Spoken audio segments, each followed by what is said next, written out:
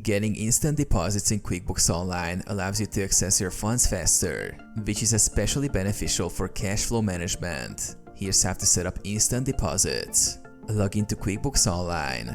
Open your web browser and log into your QuickBooks Online account. Enable QuickBooks Payments. Ensure you have QuickBooks Payments enabled. Click on the gear icon and select Account and Settings.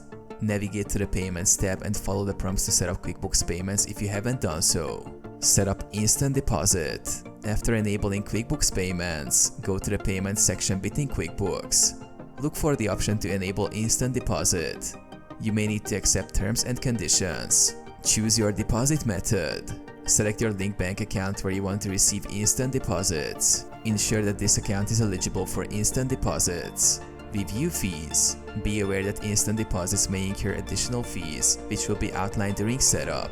Process payments. Once set up, payments received from customers can be instantly deposited to your chosen bank account, typically within minutes.